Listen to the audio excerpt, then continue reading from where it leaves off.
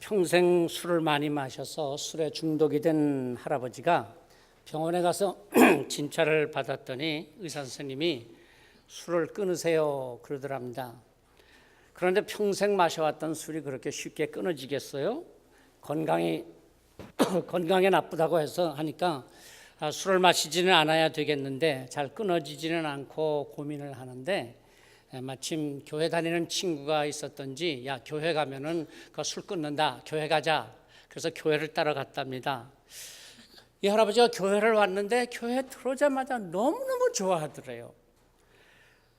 아니 글쎄, 병원에 가면은 의사는 술 끊으려고 그러는데 교회를 갔더니 글쎄 맥주 감사주일이라. 맥주 감사주일? 아니 소주 감사주일은 언제입니까? 막걸리 감사주일도 있어요. 그러면서 좋아했더라고 합니다. 여러분, 맥주가 아니고 맥주 감사주일입니다. 지금도 맥주 감사주일 그랬더니 어떤 분은 눈빛을 이렇게 보니까 속으로는 맥주 그 시원한 한 잔, 그러는 분이 계실런지도 모르겠어요. 네. 출애굽기 23장 14절에서 17절 말씀에 보면 하나님께서 이스라엘 백성들에게 세 가지 절기를 지키라고 그렇게 말씀하십니다. 너는 매년 3번 내게 절기를 지킬지니라. 너는 무교병의 절기를 지키라. 내가 내게 명령한 대로 아비벌의 정한 때에 이래 동안 무교병을 먹을지니 이는 그달에 내가 애굽에서 나왔음이라. 빈손으로 내 앞에 나오지 말지니라. 맥주절을 지키라. 이는 내가 수고하여 밭에 뿌린 것의 첫 열매를 거둠이라. 수장절을 지키라. 이는 내가 수고하여 이룬 것을 연말에 밭에서부터 거두어 저장함이니라. 내 모든 남자는 매년 3번씩 주 여호와께 보일지니라. 레위기에 보면 이스라엘 백성들이 지켜야 할 절기가 7대 절기 7가지가 나옵니다. 그런데 이 출애굽기에서는 그중에서 특별히 3가지를 꼭 지키라고 말씀하고 있습니다. 무교절, 맥주절, 수장절입니다. 맥주절은 또 다르게 부르는 여러 가지 명칭들이 있습니다. 처음 익은 열매를 거두어서 감사드린다. 그래서 초실절이라고도 했고요. 6월절 이후에 7주가 지나서 오는 절기이기 때문에 77절이다. 그렇게 부르기도 했습니다. 또한 7주 후니까 77이 49, 50일째 되는 절기라 그래서 오순절이라고 그렇게 부르기도 했습니다. 물론 신약에서 나오는 오순절은 초대교회 120명의 성도들이 모여서 함께 기도하며 불같이 갈라지는 성령의 충만함을 받았다 해서 성령 강림절이라고 그렇게 부르기도 합니다. 그러니까 맥주 감사절과 성령 강림절은 사실은 같은 때이죠. 그런데 우리는 다릅니다. 왜냐하면 한국 교회에서는 맥주 감사주일을 7월 첫째 주일로 정해놓고 있기 때문에 이렇게 일치하지는 않습니다. 명칭이 여러 가지가 되었겠지만은 그러나 맥주절은 첫 수확, 그러니까 보리나 밀을 추수하고 하나님께 감사드리는 절기입니다. 요즘에 보리 농사를 별로 짓지도 않고 또 도시 생활에서는 추수의 기쁨이나 농사의 보람을 느낄 수 없기 때문에 맥주 감사절을 지킨다. 그게 무슨 의미가 있느냐? 그래서 요즘 맥주 감사주일을 지키지 않는 교회들도 있습니다. 그러나 그럼에도 불구하고 우리가 맥주 감사주일을 지키는 것은 단순히 하나님의 명령 율법이라는 것을 넘어서서 정말 한 해를 지난 절반, 그리고 다시 절반을 시작하는 그 첫 주이기 때문에 지난 한 해의 절반을 돌아보면서 하나님께 감사하고 그리고 또 남은 절반을 감사하며 살겠다고 다짐하는 그런 의미에서의 맥주 감사주일은 참 우리에게 의미 있는 절기입니다. 맥주 감사절은 특별히 우리 민족에게는 보릿고개라고 하는 아픈 시절을 기억하게 됩니다. 1970년대 이전 시대이죠. 그러니까 지금으로부터 40-50년 전 정말 가난한 삶을 살았던 우리의 부모님들, 가을에 거두어들였던 곡식들 겨우내 양식으로 삼다가 보면 봄이 되면은 양식이 거의 다 떨어지게 되죠. 그래서 배고픈 시기를 지내다가 보리를 추수하게 되면 그 배고픔을 면할 수 있었기에 이 보리를 추수하기까지 너무나 배고팠던 그 시절, 그것을 보릿고개라고 그렇게 불렀습니다. 저도 어린 시절을 강원도 산골에서 지냈기 때문에 어렴풋이 보릿고개에 대한 기억이 있습니다만은 다 부모님들이 겪으셨던 일들이죠. 저로서 그런 어려움, 정말 양식이 떨어진다고 하는 그런 경험을 해본 것은 서울에 와서 고등학교를 졸업하고 마침 부모님의 사업이 실패하면서 고학을 하게 되었던 1970년대의 기억입니다. 혹시 여러분 대박살이라고 기억하신지 모르겠어요.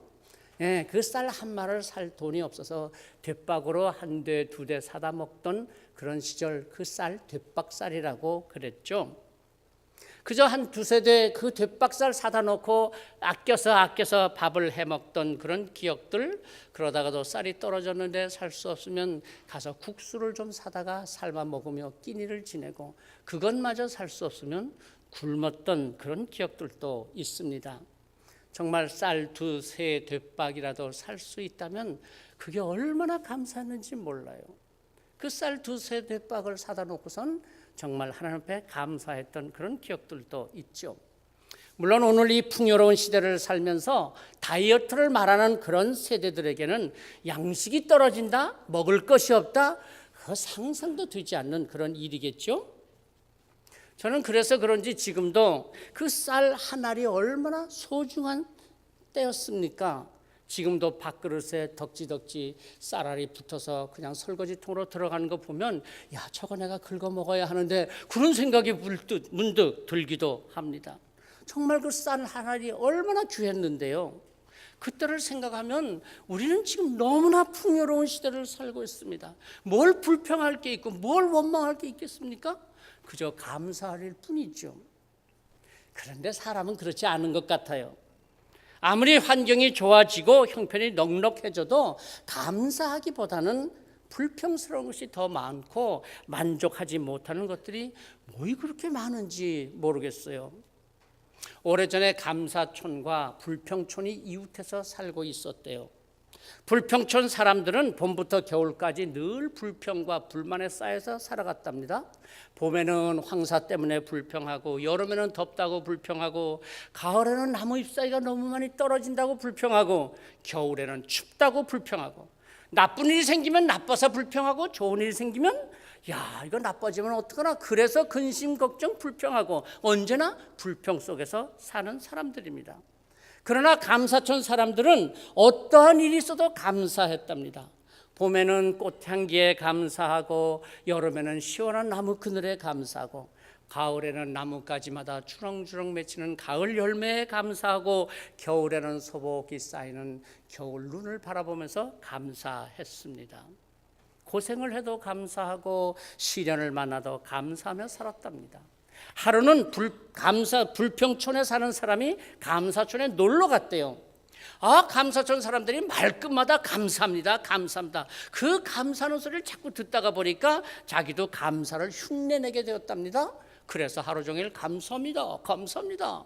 그러다가 저녁에 집으로 돌아왔는데, 집에 들어와서 식구들을 만나서 하는 첫 마디 말, 에이그 감사촌에 갔다가 그만 감사할 것도 없는데 감사하다 소리만 하고 왔네. 그러고 불평을 하더랍니다. 그래요. 정말 우리가 감사한다고 하는 것 참 어려운 것 같습니다. 불평도 습관이라고 하지 않지 않습니까? 불평하는 사람은 항상 불평합니다. 불평하는 사람에게는 장미나무에서도 가시를 보면서 불평하고요, 감사하는 사람은 장미꽃을 보면서 감사한답니다. 불평하는 사람의 눈에는 모든 것이 다 불평거리로만 보이는 거예요. 그래서 입만 열면 불평이 쏟아져 나옵니다. 문제는 자신만 그렇게 불평하는 인생으로 살고 끝나면 좋겠는데 그렇지 않잖아요. 함께 사는 사람까지도 그냥 불평 인생으로 만들어서 불평의 삶을 살게 되는데 문제가 있는 것이죠. 노먼 빈센트 필 박사가 어느 날 기차를 타고 여행을 하는데 맞은편에 중년 부부가 탔습니다. 자리에 앉자마자 그 부인이 이것저것 투덜거리며 불만을 토로합니다. 의자가 불편하다, 좌석이 좁다, 시트가 지저분하다, 냄새가 난다, 승무원들이 불친절하다, 갖은 불평을 쏟아냈습니다. 옆에서 듣고 있던 남편이 미안했던지 앞에 앉아있는 필 박사에게 인사를 건네며 자신들을 소개하더랍니다. 저는 변호사이고요. 별로 이름 없는 변호사입니다만은 저의 아내는 제조업을 하는 사장님이십니다. 필 박사가 물어봤답니다. 아, 그러세요? 부인께서는 제조업하는 사장님이시라고요? 무슨 제조업을 하시는데요? 그랬더니 남편이 웃으면서 말하더랍니다. 예, 제 아내는 항상 불평을 만드는 불평 제조업 사장입니다. 그러더랍니다. 늘 불평하는 사람에게는 감사할 이유가 없는데 뭘 감사하겠습니까? 그렇게 묻죠. 아니, 내가 뭐 불평하려고 하는 거예요? 아, 사실이 그렇다는 것이고 잘못된 것을 말하는 것일 뿐이지 어찌 내가 불평하는 거겠습니까? 맞는 말이기도 하죠. 그러나 사실 우리가 생각해 보면 우리의 삶의 대부분의 불평거리는요, 조금 지나면 별게 아니에요. 불평거리가 아니에요. 불평을 하니까 불평거리지. 그리고 또 대부분의 불평하는 것들은 도저히 어떻게 바꿀 수 없는 거예요. 그런데 그걸 불평한다고 그게 바뀌어지겠어요? 차라리 그렇게 불평하라고 마음 쓰느니 그 마음으로 어떻게 하면 좀 더 나았게 만들 수 있을까? 그 해결책을 생각하는 게 더 유익하지 않겠습니까? 저희가 지난달에 기도원 순례 기도회를 갔었던 창란교회, 그죠? 기억하시죠? 거기 그 하이 패밀리 그 선교 단체의 그 책임자인 송규런 목사님이라는 분이 계시죠. 그 송 목사님이 쓰신 이런 글이 있습니다. 나의 아내는 나와 달라도 너무나 다르다. 나는 오른손잡이인데 아내는 왼손잡이다. 그래서 습관적으로 국그릇을 꼭 왼쪽에다가 놓는다. 별것 아니지만 늘 내 신경을 거슬른다. 나는 종달새 형이어서 새벽에 일찍 일어나서 일한다. 늦잠을 자면은 그건 무조건 게으른 사람이라고 생각한다. 그런데 아내는 올빼미 형이다. 밤새 잠 안 자고 부엉부엉 하다가 새벽녘에 잔다고 들어와서 누워서 늦잠을 잔다. 도대체 우리 부부는 맞는 구석이라고는 한 군데도 없다. 나는 컵은 즉시 씻어놓는다. 그런데 아내는 찬장에서 쓸 그릇이 없을 때까지 죄다 꺼내서 쓰다가 한꺼번에 설거지를 하고는 몸살 났다고 들어 눕는다. 나는 미리미리 준비하는 스타일이다. 그런데 아내는 떠나야 할 시간이 임박해서야 화장을 한다고 시작을 한다. 급하게 화장을 하느라고 몇 안 되는 화장품 전 뚜껑은 죄다 열어놓고 일어난다. 마침내 나는 참지 못하고 소리를 지른다. 아니, 이렇게 화장품 뚜껑을 열어놓고 나갔다 오면 다 말라버리고 향기 다 날아갈 텐데 차라리 맹물을 버놓지 그래. 나는 약속 시간에는 늦는 법이 거의 없다. 현관에 서서 아직도 꾸물거리는 아내를 바라보면 속이 치밀어 또 한마디 한다. 당신 예수님이 부활하시면 됐지 뭐 때문에 부활하시면서 그 바쁜 와중에 무덤에서 세마포와 수건을 가지런히 개놓고 부활하신 줄 알아? 당신같이 그렇게 늘어놓는 사람에게 정리정돈이 중요하다는 걸 가르쳐주기 위해서 그러신 거야. 부활의 메시지라고. 그런데 그날도 아내를 다그치고 속이 부글거리는데 하나님의 음성이 들렸다. 야, 이놈아, 그렇게도 잘하면 네가 해라. 그 여자는 그게 안 돼서 너한테 붙여놓은 거야. 우리는 가끔 하나님께서 내게 주신 은사가 무엇인지 궁금해한다. 하지만 뜻밖에도 나는 깨달았다. 나의 은사는 바로 내 속에서 생겨나는 불평과 불만, 그것이 바로 나의 은사라는 것이다. 예를 들면 아내가 정리정돈을 못하고 늘어놓다 못해서 그걸 밟고 다니면서도 불편한 기색은 하나도 없다. 나는 화가 치민다. 이 말은 내가 아내보다도 정리정돈에 탁월한 은사가 있다는 증거다. 하나님께서 내게 정리정돈의 은사를 주신 것은 아내를 향해서 불평하고 큰 소리를 쳐서 아내의 마음에 상처를 입히는 무기로 쓰라는 것이 아니라 그를 위해서 내가 정리정돈하라고 주신 은사다. 하나님의 선물이라는 것이다. 그날 이후 나는 깨달았다. 아내는 늘어놓는 은사가 있고 나는 정리정돈하는 은사가 있구나. 그래요. 불평은 불행해지는 연습이요 감사는 행복해지는 연습이다라는 말이 있습니다. 모든 것을 다 갖고도 불평하는 사람이 있는가 하면 단 한 가지를 가지고도 감사하며 그 한 가지로 인해서 감사하며 사는 사람이 있습니다. 오늘 우리가 읽은 민수기의 말씀은 이스라엘 백성들의 광야의 여정을 기록한 말씀입니다. 노예의 삶, 애굽을 떠나서 하나님께서 주신 축복의 땅 가나안을 향해서 가는 이야기입니다. 마치 우리가 죄에 얽매여 죽을 수밖에 없었던 삶에서 예수 그리스도의 십자가로 구원받아 하나님의 백성 축복의 삶을 살아가는 성도의 삶의 이야기라고도 할 수 있습니다. 그래서 이스라엘 백성들의 광야의 이야기는 오늘 우리들이 걸어가는 인생의 길, 인생길이라고도 합니다. 그런데 이스라엘 백성들의 광야 여정은 온통 불평의 이야기로 가득합니다.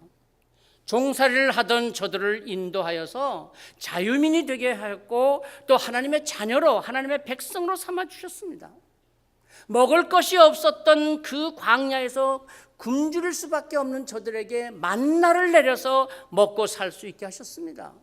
메추라기로 먹이셨고 반석에서 샘물이 솟아 마시게 하셨습니다.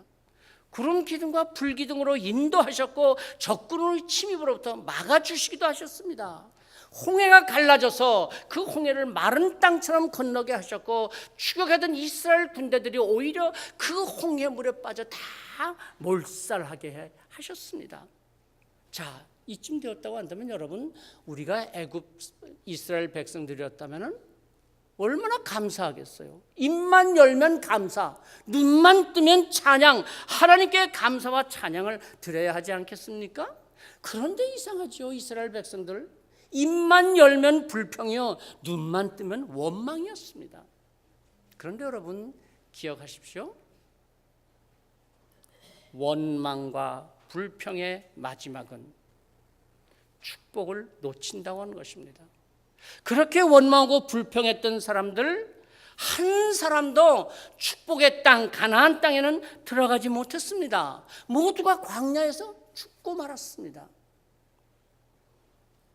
오늘 우리도 마찬가지 아닐까요? 우리가 구원받은 것이 내 자신에게 무슨 능력이 있어서입니까? 내가 하나님의 자녀가 될 수 있었던 것이 어떤 자격이 있어서였겠습니까? 오직 예수님께서 십자가에서 우리 죄를 대신해서 죽으심으로써 내 죄값을 대신해 주셨기에 그래서 우리가 하나님의 자녀가 되었습니다. 그렇다면 우리도 입만 열면 찬송하고 눈만 뜨면 그저 감사해야 할 것 같은데, 그래서 우리의 모든 삶이 하나님께 헌신하는 삶이 되어야 할 것 같은데 아니요, 그렇지 못해요. 그저 걸핏하면 근심과 걱정, 불평과 원망으로 살고 있지 않습니까? 요즘 우리가 하는 큐티 생명의 삶 본문이 민수기죠?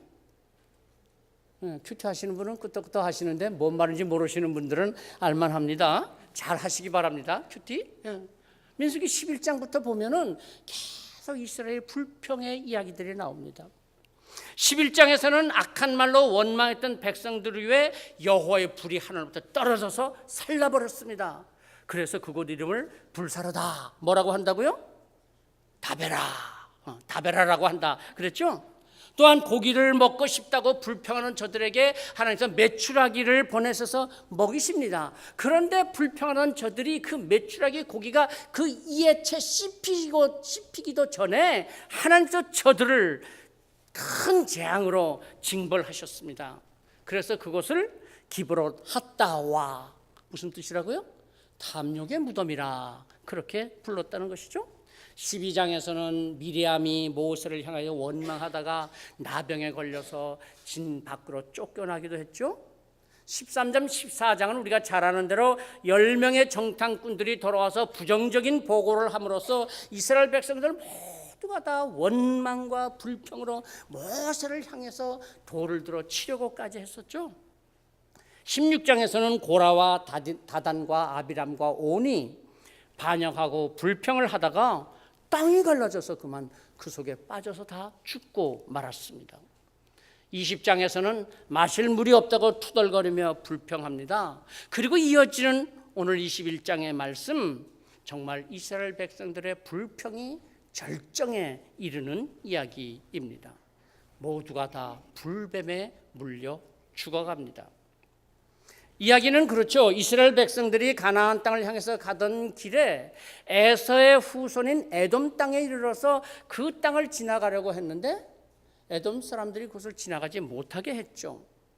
자칫 싸워야 할 판인데 모세는 저들과 싸우지 아니하고 에돔 땅을 돌아서 해변길을 따라서 먼 길로 이스라엘 백성들을 인도합니다.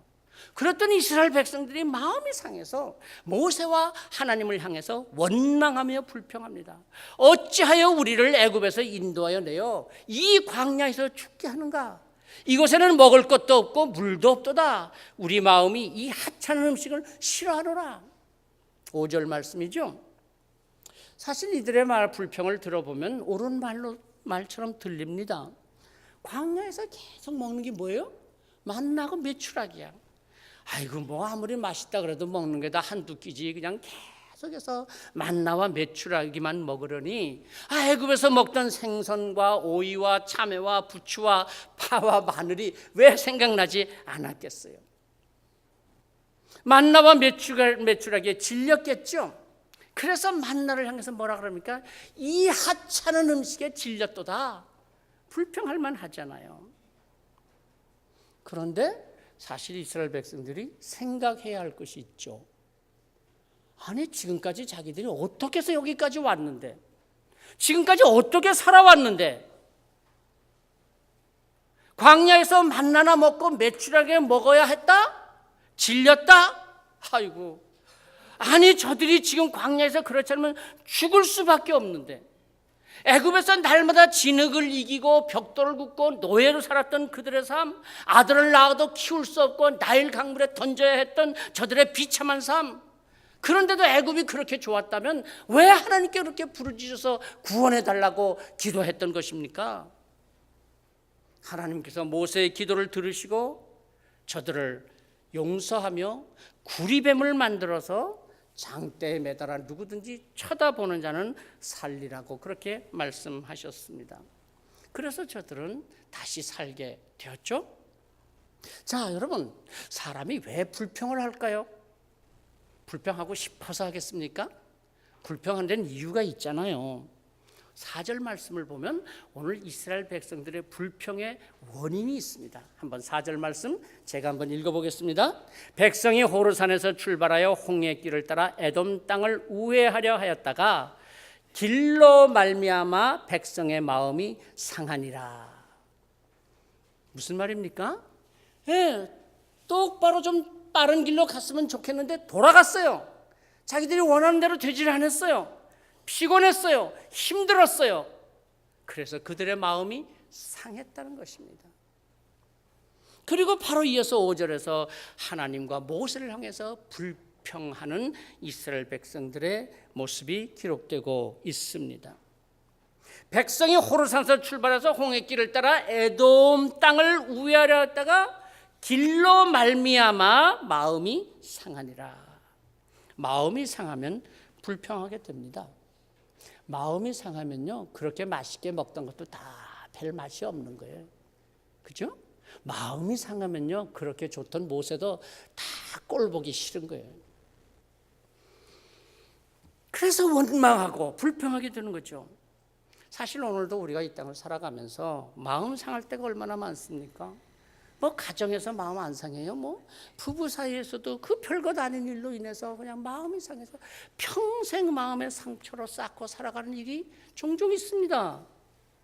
자녀들로 인해서 부모의 마음이 상하고요. 뭐 자녀들은 마음 안 상하나요? 뭐 부모의 말 한마디에 마음 상해서 그것이 평생 마음의 상처로 남는다고 하는 그런 얘기들도 하잖아요. 기대와 기쁨을 가지고 직장에 들어가지만은 직장요? 아이고 그게 오히려 올무가 되어서 모든 그 희망을 잃어버리고 오히려 절망하고 원망하는 그런 삶이 되기도 하는 것이죠. 심지어는 마음의 치유를 받고자 교회를 찾았는데 교회에 와서도 성도들 사이에서 마음이 상해서 원망과 불평으로 신앙이 무너지기도 합니다. 아주 작은 상처, 정말 별것 아닌 말 한마디로 그렇게 좋던 믿음이 다 무너져 버려. 정말 아무것도 아닌 일인데 그 말 한마디, 그 상처 하나 때문에 그렇게 은혜를 받던 예배가 다 은혜가 없어지고 그렇게 기뻐하던 찬양이 아무 의미가 없는 것처럼 되어버리고 하나님과의 그렇게 교통하며 기도했던 기도가 하나님께 상달되지 않는 거예요. 예배의 은혜도 없고 찬양의 기쁨도 없고 마음이 상하니까 다 무너지고 마는 겁니다. 우리의 마음 상함. 그러나 세상을 살면서 우리가 아무 상처도 받지 않고 살아갈 수 있다? 그럴 수 없습니다. 가정이든 직장이든 교회든 그 어느 곳에서든 그 어떤 사람과도 마음 상함을 겪지 아니하고 그저 모든 게 내 마음에 쏙 드는 그런 생활을 어디에서 할 수 있겠습니까? 그러다 보니까 우리의 삶이 늘 감사보다는 불평이 나오기 쉬운 거죠. 불평할 수밖에 없는 삶이 되는 것이죠. 상한 마음에서 불평이 쏟아지게 되고 원망이 나오게 되는 것입니다. 그러나 기억하십시다. 불평과 원망의 마지막은 뭡니까? 불뱀에 물려 그 삶이 다 무너지고 마는 것입니다. 오늘 우리 마음의 상처들, 이 시간 이스라엘 백성들을 그들이 정말 그 마음의 상처를 가지고 불평하고 원망했던 저들이 장대 끝에 놋뱀을 바라보았을 때 다시 살아났던 것처럼 십자가에 높이 달리신 예수 그리스도를 바라보는 이 순간 우리의 마음의 상처는 치유받을 수 있습니다. 뱀에게 물린 자가 놋뱀을 쳐다본 즉 모두 살더라. 놋뱀을 쳐다본 즉 모두 살더라. 마음에 쌓아놓은 여러 상처들, 불만과 불평과 원망의 뿌리가 되는 마음의 상함. 세상을 바라보고 세상 속에서 치유함을 받을 수 있겠습니까? 사람에게서 위로를 받을 수 있겠습니까? 오직 예수 그리스도의 십자가의 은혜로만 치유받을 수 있습니다.